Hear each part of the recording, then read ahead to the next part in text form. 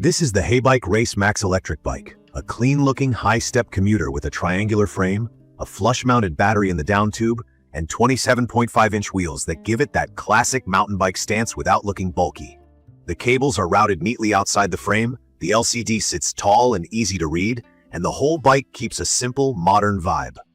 At 52.9 pounds, it's not feather light, but once it's rolling, it feels much lighter than it looks. I set it up out of the box with minimal fuss.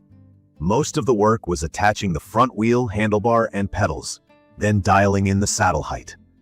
The quick release on the front wheel is handy, but I gave it an extra reseat and snugged down after my try, just to be sure. I also went around the bike with a multi-tool and checked every bolt. That paid off. Nothing was loose later. If you're new to e-bikes, a quick safety check at home is time well spent. Key features show up right away. The 48-volt 12.5-hour battery gives you 600 hours of capacity, which is a practical size for commuting and weekend rides. The motor is a 750-watt peak brushless geared hub, and the controller gives you 3 pedal assist levels, plus a new twist throttle for when you want to cruise without pedaling. The Shimano 7-speed drivetrain shifts cleanly and is easy for anyone to understand. Up front, a suspension fork takes the sting out of potholes and gravel, and mechanical disc brakes with motor cutoffs stop the bike and shut power instantly when you pull the levers. You also get front and rear lights and a clear, backlit display for speed, battery, and assist level. From my experience, the fit is friendly and forgiving.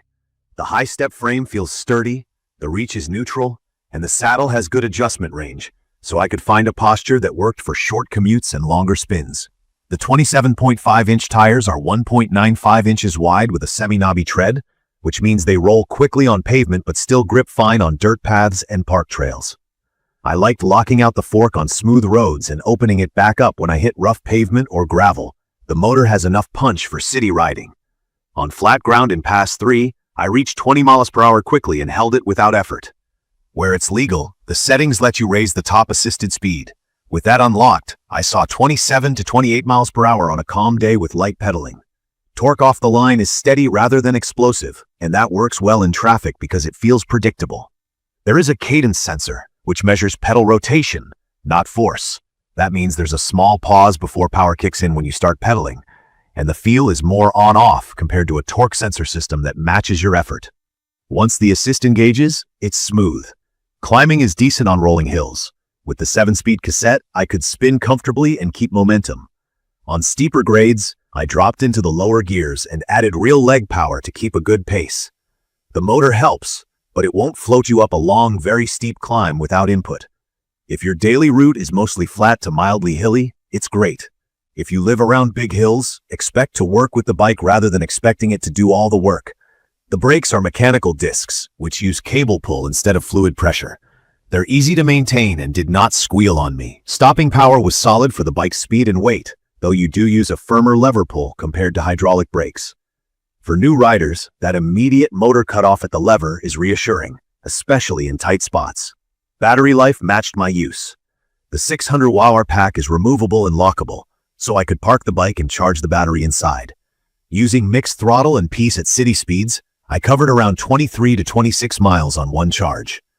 Riding more gently in Pass 1 to 2 with steady pedaling, I stretched into the low 30s. The brand's 31 to 40 mile estimate lines up if you ride efficiently. The 2A charger took me about 6 to 7 hours from low to full, which makes overnight charging simple. On the road, the handling is the highlight. In my opinion, the steering is confidence-inspiring. The front end tracks straight, and those 27.5-inch wheels roll over rough patches without drama. The bike feels planted when cornering and doesn't get twitchy at speed. The weight helps stability, and the aluminum wheel set keeps it lively enough to thread through traffic or glide along a park path. I do have some notes. There are no included fenders, so rainy rides will kick up spray. The external cable routing looks clean enough, but it's a tell that this is built to a value price rather than an all-internal premium layout. The high-step frame is sturdy, but if you prefer a step-through for easy mounts and dismounts, this model isn't that. Carrying 52.9 pounds up a flight of stairs isn't fun, so if you live in a walk-up, plan for ramp storage or a safe spot at ground level. None of that stopped me from enjoying the ride, but it's worth knowing.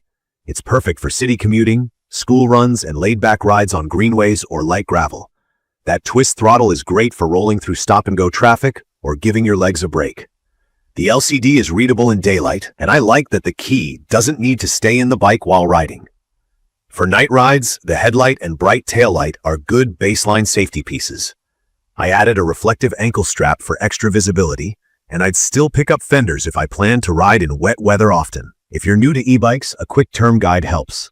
Pedal assist, or PAS, means the motor helps when you turn the pedals. A cadence sensor notices pedal rotation. That's why power comes on a moment after you start spinning. A torque sensor measures how hard you push and feels more natural, but it's usually found on pricier bikes.